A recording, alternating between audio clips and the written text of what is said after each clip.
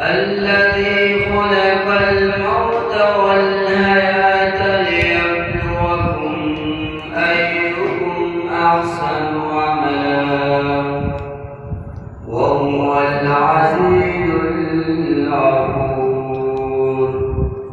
الذي خلق سبع سماوات طباقا ما ترى في خلق الرحمن من تفاوت فارجع البصر هل ترى من فطور ثم ارجع البصر كرتين ينقلب إليك البصر خاسئا وهو حسير. ولقد زينا السماء الدنيا بمصابيح وجعلناها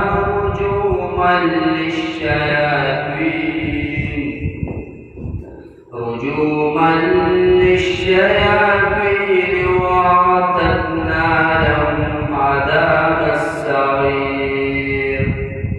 وللذين كفروا بربهم عذاب جهنم وبئس المصير.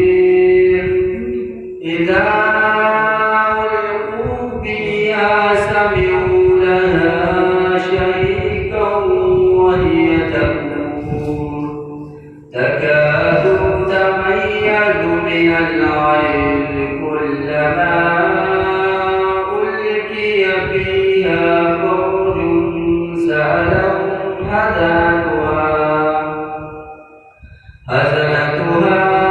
ألم يأتكم نذير قالوا بلى قد جاءنا نذير فكذبنا وقلنا ما نزل الله من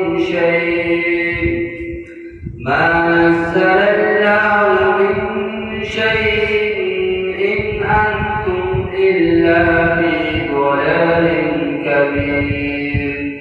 وقالوا لو كنا نسمع أو نعقل ما كنا في أصحاب السعير فاعترفوا بذنبهم فسحقا لأصحاب السعير. إن الذين يخشون ربهم بالغيب لهم مغفرة وأجر كبير. وأسروا قولكم أو اجهروا به إنه عليم بذات الصدور. ألا يعلم من خلق وهو اللطيف الخبير. هو الذي جعل لكم الأرض ذلولا فامشوا في مناكبها وكلوا من رزقه وإليه النشور. أأمنتم من في السماء أن يخسف بكم الأرض فإذا هي تمور أم أمنتم من في السماء أن يرسل عليكم حاصبا فستعلمون كيف نذير. ولقد كذب الذين من قبلهم فكيف كان نكير. أولم يروا إلى الطير فوقهم صافات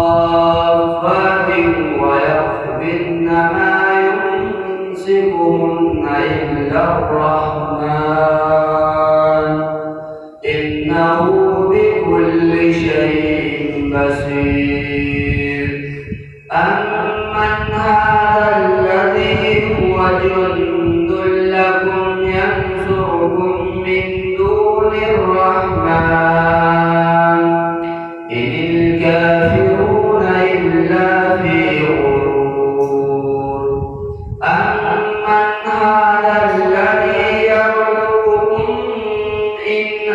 أمسك رزقه بل لجوا في عتو ونفور أفمن يمشي مكبا على وجهه أهدى أمن يمشي سويا على صراط مستقيم قل هو الذي أنشأكم وجعل لكم السمع والأبصار والأفئدة قليلا ما تشكرون قل هو الذي ذرأكم في الأرض وإليه تحشرون ويقولون متى هذا الوعد إن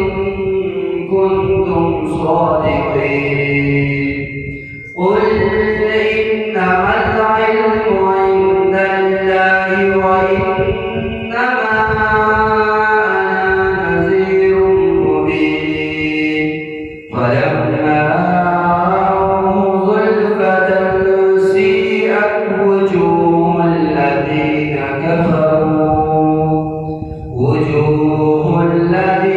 كفروا وقيل هذا الذي كنتم به تدعون قل أرأيتم إن أهلكني الله ومن معي أو رحمنا فمن يجير الكافرين من عذاب أليم قل هو الرحمن آمنا به وعليه توكلنا فستعلمون من هو في ضلال مبين قل أرأيتم إن أصبح ماؤكم غورا فمن يأتيكم بماء معين